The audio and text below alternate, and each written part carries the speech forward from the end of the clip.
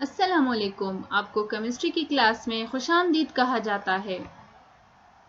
जिन लोगों को केमिस्ट्री बहुत ही बोरिंग, ड्राई और टफ सब्जेक्ट लगता है तो आज के बाद उनको केमिस्ट्री कभी भी बोरिंग और ड्राई सब्जेक्ट नहीं लगेगा, क्योंकि आज के बाद आप केमिस्ट्री को मेरे साथ बहुत ही इजी और बहुत ही इंटरेस्टिंग तरीके से पढ़ेंगे। आज हम पढ़ेंगे chapter 5 structure of molecules. Chapter में आगे बढ़ने से पहले हम ये जानना चाहेंगे कि why do atoms form bonds. क्या एटम्स जो हैं वो बॉन्ड क्यों बनाते हैं? तो उसकी वजह ये है कि सबसे पहले तो मैं आपको उससे रिलेटेड ये बताऊंगी कि कायनात की हर एक चीज़ स्टेबिलिटी चाहती है, कायनात की हर एक चीज़ स्टेबल होना चाहती है। उसकी एग्जांपल मैं आपको ऐसे दूंगी कि एक पेन है और आप उसको खड़ा कर दें, वो थोड़ी ही देर बाद गिर जाएगा या डायरेक्ट गिर जाएगा। कभी आपने सोचा कि वो क्यों गिरा? कभी आपने ख्याल किया कि वो उस हालत से इस हालत में क्यों आया? उसकी वजह है सिर्फ स्टेबिलिटी, क्योंकि वो जिस हालत में था वो अनस्टेबल था। अब जिस हालत में वो पड़ा हुआ है वो स्टेबल है, उसके लिए स्टेबल कंडीशन है, इसीलिए वो उस हालत में पड़ा हुआ है। बिल्कुल इसी तरह जो है एटम्स भी बॉन्ड इसलिए बनाते हैं क्योंकि वो अनस्टेबल होते हैं। उनके वैलेंस शेल में इलेक्ट्रॉन्स पूरे नहीं होते, वो अपने वैलेंस शेल में इलेक्ट्रॉन को पूरा करना चाहते हैं, इसीलिए वो बॉन्ड्स बनाते हैं। और जब वो बॉन्ड्स बना लेते हैं तो वो एक स्टेबल कंडीशन की तरफ चले जाते हैं। अब हम जो है हाइड्रोजन की एक मॉलिक्यूल की एग्जांपल लेते हैं। अब देखिए, एक हाइड्रोजन का जो सिंगल एटम है उसके जो शेल में, जो वैलेंस शेल में एक ही इलेक्ट्रॉन है। ये ग्रुप 1 का मेंबर है और इसके वैलेंस शेल में एक ही इलेक्ट्रॉन है और इसका एटॉमिक नंबर भी 1 है। अब देखिए, इसके वैलेंस शेल में 2 इलेक्ट्रॉन होने चाहिए, क्योंकि इसने अपना डुप्लेट पूरा करना है, इसने स्टेबिलिटी की तरफ जाना है। तो स्टेबिलिटी को गेन करने के लिए क्या करेगा कि ये दूसरे हाइड्रोजन एटम्स के साथ ये बॉन्ड बनाएगा। ये बॉन्ड बना के एक मॉलिक्यूल क्रिएट करेगा और ये मॉलिक्यूल जो है, अब इसकी कंडीशन ऐसे है कि ये स्टेबल कंडीशन में है। ये जब सिंगल एटम्स थे अनस्टेबल कंडीशन थी, इनकी एनर्जी ज़्यादा थी। अब ये स्टेबल कंडीशन में आ गए हैं मॉलिक्यूल को बनाने के बाद और इनकी एनर्जी जो है वो कम हो गई है। हम इसके अलावा नेक्स्ट एग्जाम्पल को पढ़ेंगे, वो है वाटर का मॉलिक्यूल। वाटर का मॉलिक्यूल कैसे बना? 2 हाइड्रोजन एटम्स और एक ऑक्सीजन एटम से मिलकर बना। अब ऑक्सीजन एटम के वैलेंस शेल में कितने इलेक्ट्रॉन है? 6, और उसको 2 की ज़रूरत है। 2 हाइड्रोजन मिलके उसको 2 जो है उसके साथ अपने 2 इलेक्ट्रॉन को शेयर करेगा और ये 2 सिंगल कोवलेंट बॉन्ड बनाए और एक वाटर का मॉलिक्यूल क्रिएट करेगा जो कि एक स्टेबल कंडीशन है। ये हाइड्रोजन की इलेक्ट्रॉनिक कॉन्फ़िगरेशन है। अब हम आते हैं केमिकल बॉन्ड। असल में केमिकल बॉन्ड क्या है? So when elements combine they form compounds. ठीक है, जब कभी भी एलिमेंट जो है कंबाइन होते हैं तो वो कंपाउंड्स बनाते हैं। So any type of interaction that binds atom together to convert them into molecules और क्रिस्टल्स और ions is referred to as a chemical bond.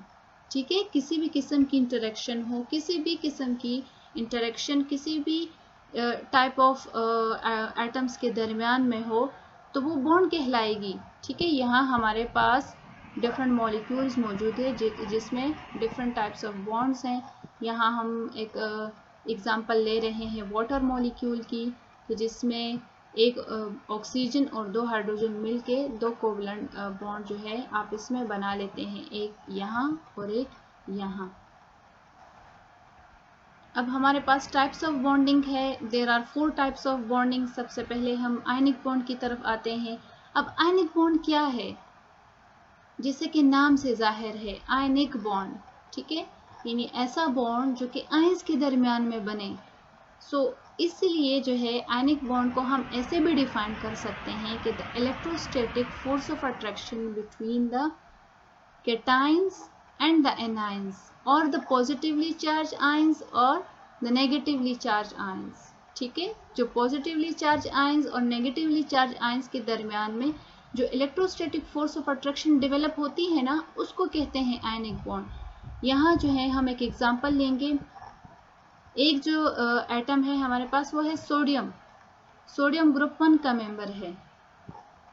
उसका एटॉमिक नंबर 11 है, उसके वैलेंस इलेक्ट्रॉन कितने हैं, ग्रुप 1 का मेंबर है, तो इसका मतलब है कि वैलेंस इलेक्ट्रॉन उसका 1 ही है।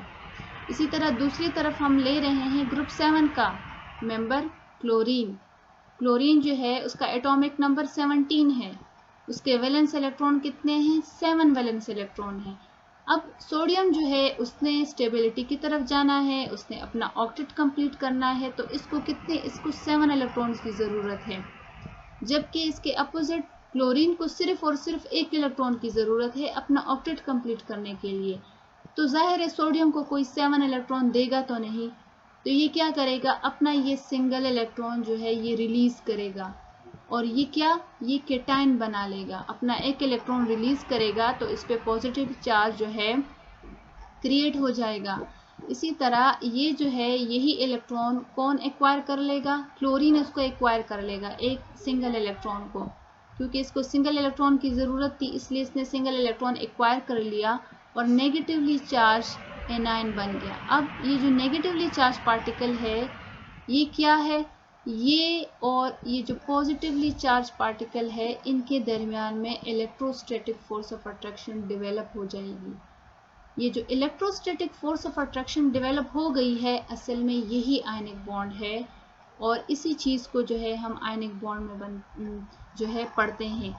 आप जो है आयनिक बॉन्ड को ऐसे भी डिफाइन कर सकते हैं कि the complete transfer of electron from the electropositive atom to the electronegative atom is called ionic bond. ठीक है, और आयनिक बॉन्ड हमेशा मेटल और नॉन मेटल के दरमियान में बनता है। यहाँ सोडियम क्या है, मेटल है, और जो क्लोरीन है वो क्या है, नॉन मेटल है। इसी तरह हम नेक्स्ट एग्जांपल की तरफ आते हैं, वो है कोवेलेंट बॉन्ड। अब कोवेलेंट बॉन्ड क्या है, अब it is a type of bonding in which the atoms shared electron with each other.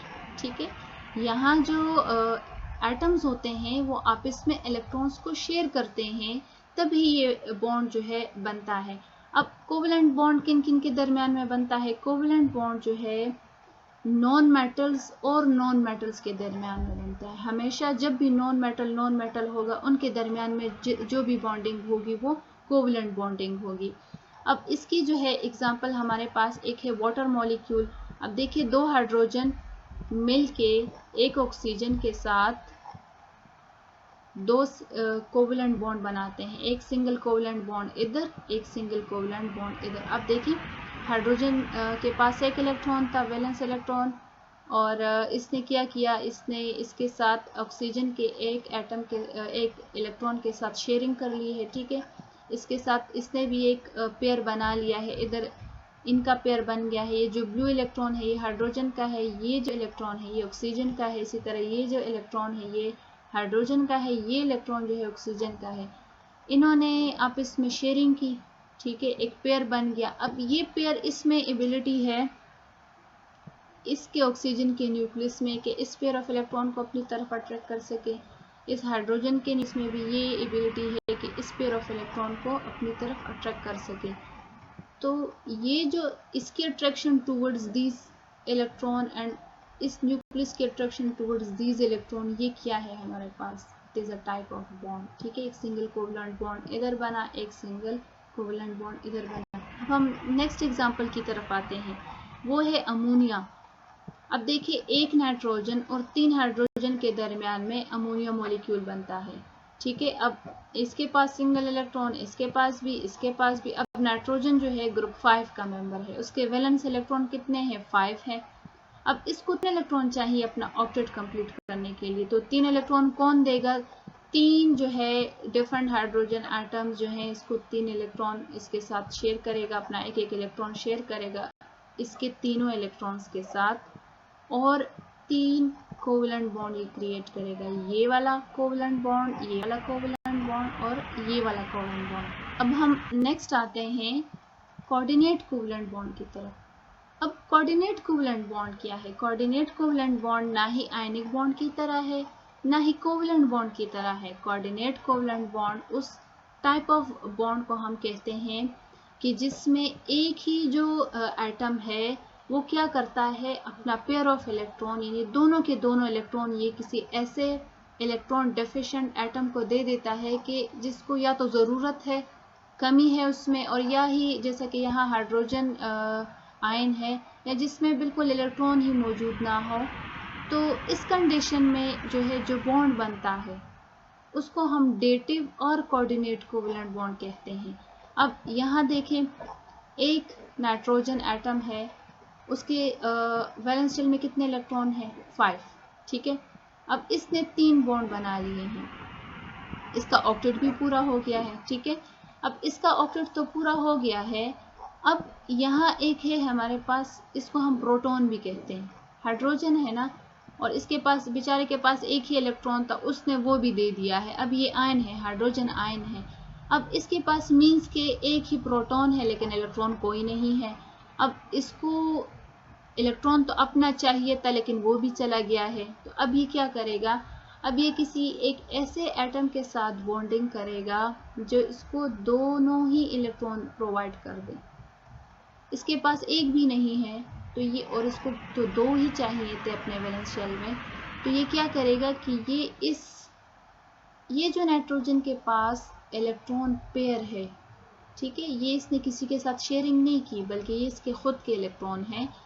ये जो इसके खुद के 2 इलेक्ट्रॉन है इसको हम कहेंगे पेयर ऑफ इलेक्ट्रॉन या लोन पेयर ऑफ इलेक्ट्रॉन। ये जो लोन पेयर ऑफ इलेक्ट्रॉन है ना, ये क्या करेगा? ये शेयर करेगा इस हाइड्रोजन के साथ, क्योंकि ऑलरेडी वो बेचारा है, इसके पास कोई इलेक्ट्रॉन मौजूद नहीं है। तो इस तरीके से ये इलेक्ट्रॉन क्या करेगा? इसके साथ शेयर कर लेगा, और इस टाइप ऑफ बॉन्ड को हम कहते हैं कोऑर्डिनेट कोवेलेंट बॉन्ड। जब एक एटम अपने पेयर ऑफ इलेक्ट्रॉन किसी इलेक्ट्रॉन डिफिशिएंट एटम को दे देता है तो उसके रिजल्ट में एक कॉम्प्लेक्स कंपाउंड बन जाता है, ठीक है, और उसको, उस बॉन्डिंग को हम कहते हैं डेटिव बॉन्ड या कोऑर्डिनेट कोवेलेंट बॉन्ड। हम नेक्स्ट आते हैं मेटेलिक बॉन्ड। जैसे कि नाम से जाहिर है, मेटल्स के दरमियान में जो भी बॉन्ड बनेगा वो मेटेलिक बॉन्ड कहलाएगा, ठीक है। यहाँ कोई आयनिक बॉन्ड की तरह कुछ नहीं होता, यहाँ कोवेलेंट बॉन्ड की तरह भी कुछ नहीं होता, यहाँ कोऑर्डिनेट कोवेलेंट बॉन्ड की तरह भी कुछ नहीं होता। यहाँ क्या होता है कि सारे मेटल्स होते हैं, और चूंकि मेटल्स जो हैं सारे तकरीबन इलेक्ट्रोपॉजिटिव होते हैं, अपने इलेक्ट्रॉन आसानी से देने वाले होते हैं, ठीक है। तो यहाँ ये इलेक्ट्रॉन क्या करेंगे? अपने एक क्रिस्टल में सारे जितने भी मेटेलिक एटम्स हैं वो अपने इलेक्ट्रॉन रिलीज कर लेंगे। अब ये जो इलेक्ट्रॉन है ये किसी एक एटम से बिलोंग नहीं करता, ये किसी एक आयन से बिलोंग नहीं करता, बल्कि ये जो इलेक्ट्रॉन है ये क्या करेगा? ये वाला जो न्यूक्लियस है ये भी इसको अट्रैक्ट कर सकता है, ये भी इसके जो है अट्रैक्शन में होगा, ये इसके भी इस न्यूक्लियस के अट्रैक्शन में या ज़ेरे साया भी होगा, ये भी इसके अट्रैक्शन में होगा, ठीक है। अब इसकी जो फोर्स ऑफ अट्रैक्शन है वो इस इलेक्ट्रॉन के लिए इन चारों आयंस जो है ये प्रोवाइड करेंगी। इस एक इलेक्ट्रॉन के लिए चारों आयंस जो है अपनी फोर्स ऑफ अट्रैक्शन प्रोवाइड करेंगी। अब ये देखिए यहाँ पे एक इलेक्ट्रॉन है, ये न्यूक्लियस भी इसको अट्रैक्ट कर रहा है, ये भी कर रहा है, ये भी कर रहा है, ये भी कर रहा है। अब ये जो टाइप ऑफ अट्रैक्शन है, अब ये क्या है? ये मेटेलिक बॉन्ड है, ठीक है।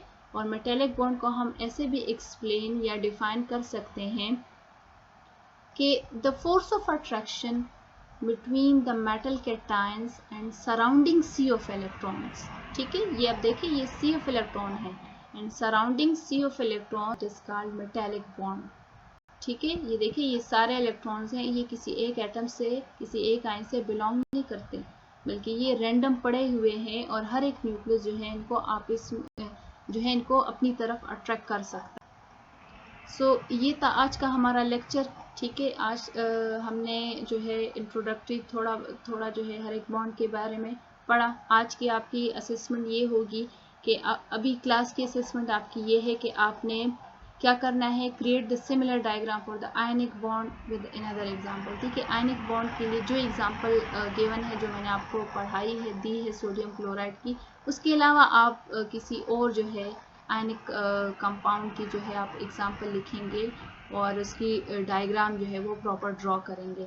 अच्छा, आपके लिए जो होमवर्क होगा, जो असाइनमेंट है आपकी, वो आपने कल सबमिट करनी है, और वो क्या होगी कि आपने 1 example should be provided for each type of bonding. हमने 4 टाइप्स ऑफ बॉन्डिंग पढ़ी है, हर एक की आपने अलग अलग से एक एग्जाम्पल, उसका प्रॉपर एक डायग्राम, ये सारा पहले एग्जाम्पल लिखनी है, ठीक है। और फिर जो है आपने बॉन्डिंग उसमें जो जो हैं वो, और डायग्राम के थ्रू सारा बताना है आपने, उसकी इलेक्ट्रॉनिक कॉन्फ़िगरेशन बतानी है, उसके बाद जो है आपने डायग्राम के थ्रू सारा बताना है।